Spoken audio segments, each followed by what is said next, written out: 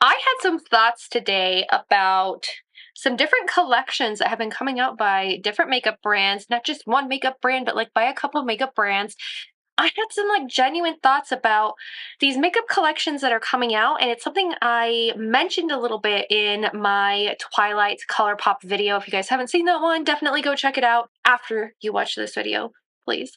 But I do have some unfiltered opinions. It's unfiltered opinion time. I have some opinions about some of the collections that have been coming out lately.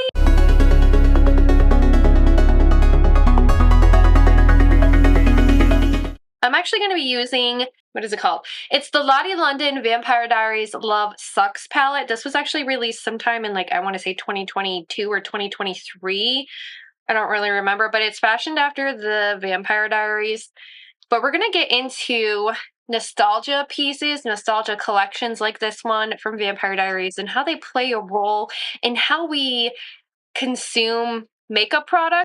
I have been thinking about doing a video like this for a while on my channel, ever since I filmed the Twilight video that talks about, Twilight came out the first movie was released in 2008, so we're talking 14 years ago, and somebody just did a Twilight collaboration. Definitely consider subscribing. There's a lot of unfiltered opinions that happen on this channel that literally revolve around makeup, so if you like that kind of content, definitely subscribe. The beauty space has definitely boomed since 2016 with YouTube, with the internet in general, and just with the overall ease of accessibility to different types of cosmetics online. If you guys are new here, not new here, I will leave in the description box down below, or at least try to, all the things that I'm using on my face today. That way you guys can check it out if you want to. None of the links are affiliated, just so you know. But, so the first thing, before we get into the whole nostalgia of makeup collections in general and why we're seeing so many of them now, at least in my opinion, why we are, I wanted to first talk about the fact that makeup in general has become a lot more easily accessible over the past, I want to say 7 years, 8 years, 8 years. I want to say 7 to 8 years. Growing up as a kid, we didn't really have one makeup store. We didn't have an Ulta Beauty.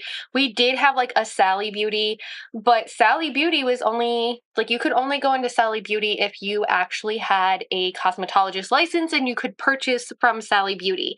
Now, my mom was a licensed cosmetologist for a very, very long time, so I grew up around being able to go into Sally Beauty, ogle all the beautiful products, and it wasn't just makeup that was in there, but it was also high-end skincare, high-end hair care, high-end hair product, high-end colors, bleachers, lighteners, all that sort of thing was available at Sally Beauty. And growing up as a kid, I just don't really remember there being a real big ease of access to a lot of makeup stores when I was a kid.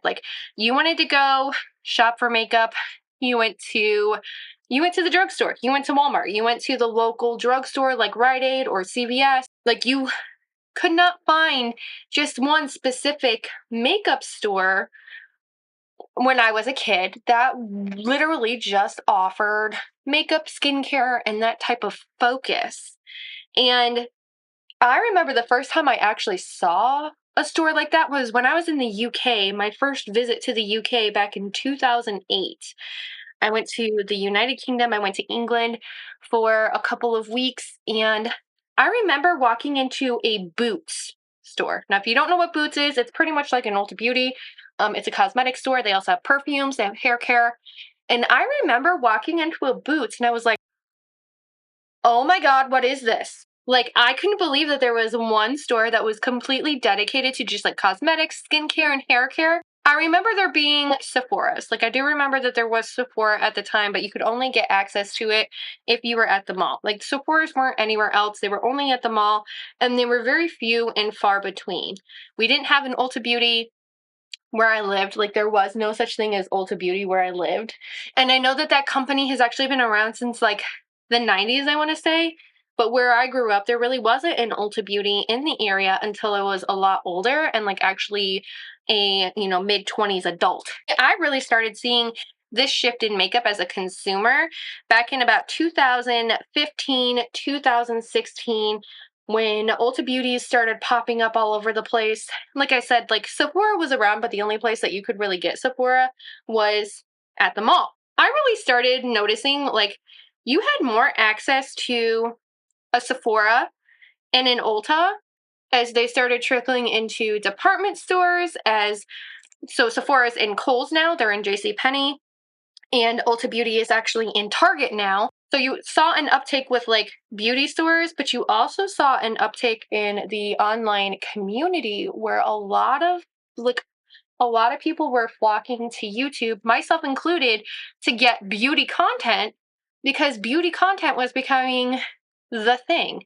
Like the beauty community in general was literally taking off everywhere. I mean, I've noticed an uptick in the beauty space in general ever since 2015, 2016, and it's really like rocketed and launched itself into what we know as the beauty space today. Now, I do have like a separate video that I'm going to be filming all about like Dramageddon at some point, so stay tuned for that. Now, in 2024, more than ever, in the past couple of years, I should say, not just in 2024, but in the past couple of years, we have really been seeing these collections come out from numerous brands that are all nostalgia based. And a great example of that would be a most recent launch from Colourpop. They launched their Twilight collection, and that movie actually was released first off in 2008. We also saw that Colourpop did a Harry Potter collection. I believe it was I think it was in 2022 they did a Harry Potter collection. And like the last Harry Potter movie was released in like 2011, I want to say. The Deathly Hallows Part 2 was released in 2011. So Harry Potter started in the early 2000s. And all of a sudden, like within the past couple of years, we've been really seeing these nostalgic makeup collections come to life. We have been seeing a huge influx of like nostalgia being released within the last couple of years. I want to say I really started seeing the nostalgia launches back in about 2020 when we were going through COVID. And it's just kind of snowballed and kept going from there. And makeup brands have been doing collaborations with things like Barbie, or they've been doing things with like Lizzie McGuire or the Vampire Diaries and Harry Potter and all of these collections that we have seen come out. They all revolve around people who grew up within a certain time frame. Why are we seeing such an uptick in all of these collaborations? Why are we seeing an uptick in all these nostalgic collections? And I have a point to this question, and I have an answer for you, at least what I think that answer is. Those people who they're targeting with these nostalgia collections now were actually in their late teens, early 20s when these like very up and coming TV shows were coming out. So a good example of that is like the Vampire Diaries. This series was announced to be in its last run in 2016, and I believe the last episodes aired in 2017. So if you think at that time, the Vampire Diaries started in 2010. I was a junior in college. I was about 20, 21 years old. The beauty space wasn't really booming at that time. Like I said, there weren't very many places that you could actually get your drug, like you couldn't get makeup. It really wasn't a booming space for cosmetics at that time. The cosmetics industry started picking up in about 2016, where we started getting a lot of influencers, people on the YouTube platform, and even on Instagram. They started really trending, and we saw an uptick in beauty content. We saw an uptick in the influencer. It actually became like more of a coined phrase to be like an influencer during like 2016, 2017, where people were actually able to go to Facebook, it was mostly YouTube at the time, where people were able to go to YouTube and they could start a YouTube channel and quite possibly become YouTube famous with one or two videos. So initially the beauty space back in like 2016, it was more about tutorials. It was more about how-tos and all of a sudden, the beauty space really started evolving into the latest and greatest makeup, the latest and greatest reviews, getting your hands on like the hot makeup that was being released. And we really saw a rise in the beauty space during this time. where we saw that tutorials were just kind of like out the door, and all of a sudden YouTube made such a huge shift in the beauty space made such a huge shift where a lot of launches were coming out and a lot of beauty creators were actually just reviewing product. They weren't doing tutorials anymore. Finding a tutorial online in 2019 was really hard to do. Even my content shifted drastically from tutorials, like what I was doing in 2017, to at the end of 2018, I was doing a lot more reviews on product, unfiltered reviews on product. I mean, there were still tutorials that were thrown in there, but a lot of people were realizing that the views were in the reviews. And the beauty space was really hopping, and it really evolved during that time.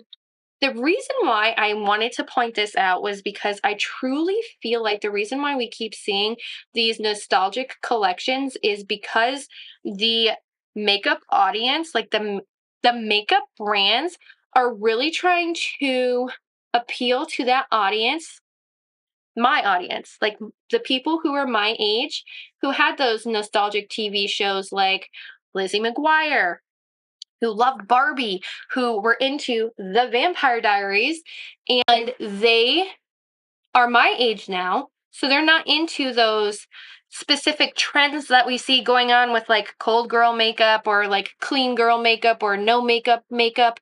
A lot of people my age are more into not necessarily trends, but, and I'm first off, like, I just want to say I'm not speaking for everybody, but I'm just coming from myself as a person who is in their almost mid 30s now.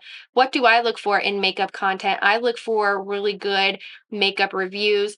I'm actually getting back into looking at tutorials because my skin is changing, my facial structure is changing a little bit. As you age, your skin is not as tight as what it once used to be. So finding tutorials for like a super hooded eye and like figuring out how to do makeup on myself has become more of a priority. And we've seen a huge change since 2020 where a lot of content is from TikTok. It's very short form content, and it's like 20-year-olds who are on the platform, and beauty makeup brands are losing that demographic of like 28 to 35 and beyond. They are losing that demographic. And I truly believe as a way for these makeup brands to get that demographic back, they've been coming out with these nostalgic collections. So if you truly think about it from a marketing perspective, if you are losing a demographic, people who are in their, mid 20s, like 28, 29, 30, up until their mid 30s and beyond, if your demographic is actually falling off and you still want to keep that demographic, because that demographic 10 years ago was your sole customer base, what better way to get your customer base back than to create collections that bring back nostalgia, that bring back, that remind us of our younger years, of things that we loved, of things that we were passionate about. But makeup is more readily accessible to basically everybody. We have an Ulta Beauty in a lot of major cities across the US. I don't know how it is. I know that Ulta Beauty is only like a US store, but we also have Sephora, which is also in different countries now. We have makeup that is more readily accessible to everybody, where you can even find an Ulta Beauty, not a standalone store, but you can actually just find an Ulta Beauty within Target. There are a lot, like makeup is very readily accessible to all demographics right now, even kids, which is, but it is. It's easily accessible to adults who have the money to spend on makeup. You can find it at Kohl's, you can find it at JCPenney, you can find it at Target, you can find it at Walmart, and you can find all these brands that were once not available in a lot of places, pretty much everywhere you go now. Like if you think about Ulta Beauty being in Target, it has brought in brands like Makeup Revolution, it's brought in brands like Lottie London, which is also at Walmart. As of late, social media has been trending more along the lines of like clean girl makeup or, barely there makeup. And my demographic, speaking from like my experience, I don't want barely there makeup because I'm older. I don't necessarily suffer from acne, but I do suffer from hyperpigmentation. I have some sunspots that are on my cheek here. I am looking for a good skincare routine. I'm looking for a foundation that's going to make my face look like baby smooth. And I'm not in my 20s where a lot of these like TikTok trends are actually applying to me. That's definitely what's happening.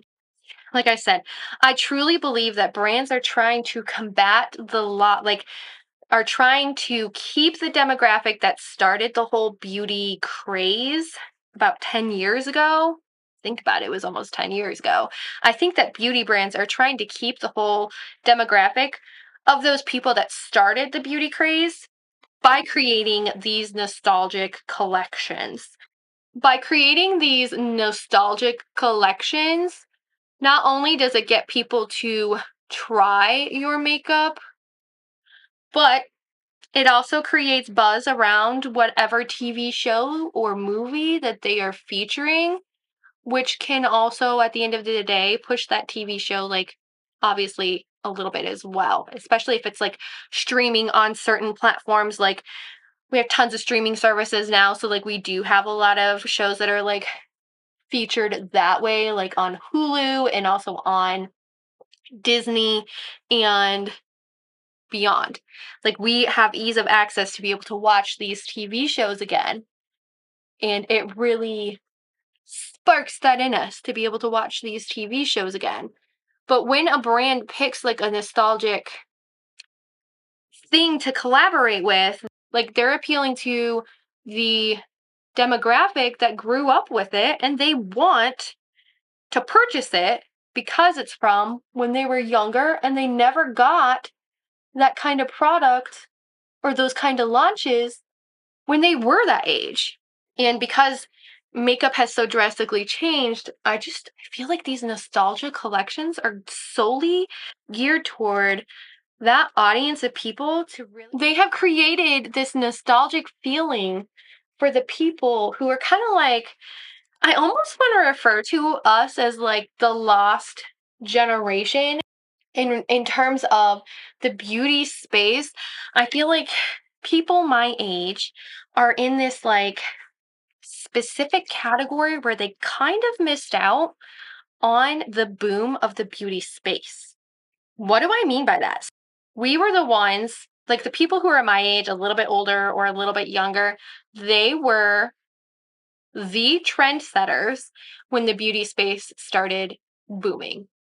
They were the ones that we would flock to for tutorials. They were the ones that we would flock to for makeup reviews. And don't get me wrong, like people my age and a little bit older, like people my age, a little bit younger, a little bit older, they're still getting those reviews. They're still being the ones that are flocked to.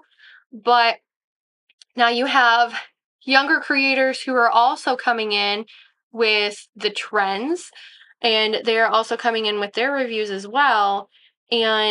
But typically, because TikTok and the creators on there are from a different generation than the YouTube generation, they're a little bit younger. They're more in their 20s. And we do have some TikTok stars who are in their early 30s as well. But we have seen that TikTok has pushed through a lot of younger influencers, which also means that they are trying different brands and different products that appeal to them and not to my generation, which started my age group that really started the boom of social media and makeup reviews on YouTube and Instagram. And these nostalgia collections really bring that demographic back to not only the brand, but also back to those creative channels. And it really engages that demographic again. Because, like, I'm not gonna lie, as a almost 35-year-old person, do I use TikTok a lot? No, I don't. I don't really like TikTok that much, but I know that, if I were 10 years younger, the 25-year-old age demographic, it's a huge platform for them. Whereas like my age, it's YouTube. YouTube is a huge YouTube is a huge social media platform for me, as well as like Facebook. Brands are doing these nostalgic collections and like as a marketing thing, obviously, but it also is to bring back that demographic that started the makeup boom and get them kind of like into the beauty space again. The reason why we are seeing so much in the like nostalgia category of makeup is to keep the generation that started the makeup boom involved in the makeup boom. I truly believe that's like it's a huge reason why we're seeing a lot of nostalgia collections. But there's another reason why we're seeing a lot of nostalgia collections, and that's also because people my age are the ones who are working for these companies. So, like, people in their late 20s, early 30s, these are the people who are working for these companies that are like, oh, let's make this collection. I truly believe, like, that is, I mean, that's like more of an underlying factor, but it's definitely a factor into why we're seeing so many nostalgic collections. But honestly, do I like the nostalgia factor? I think, like, I do to an extent. I do to an extent. I really do. I do like the nostalgia factor. I like the fact that I was able to buy like a Vampire Diaries Love Sucks palette. Do I think it's cool that I keep seeing these like nostalgic collections? Yes. Are they appealing to me as a older millennial? Yes, they are. Do I want to go spend my money on some of these collections because they bring back the nostalgia? Yes, I do. I mean, I got suckered into buying the Vampire Diaries Love Sucks palette, and when I opened it, this wasn't even reminiscent of the TV show at all. But we're the demographic that started like the whole makeup boom, and some of us are moving out of that makeup boom with with the evolution of social media. There are a lot of people who started the makeup boom who aren't in the makeup boom still. And brands are bringing back the nostalgia to get that demographic, to get you to purchase from them again, to get you to fall in love with makeup again. It's a really great marketing tactic if you really think about it. Like, how many collections have you purchased because it made you feel nostalgic for your youth, for things that you loved in your youth, like Harry Potter or Twilight or Vampire Diaries? Those are my thoughts for today. That's my unfiltered opinions. Thank you guys so much for watching. I hope you guys consider subscribing before we go, and I hope I get to see you in my next video. Bye!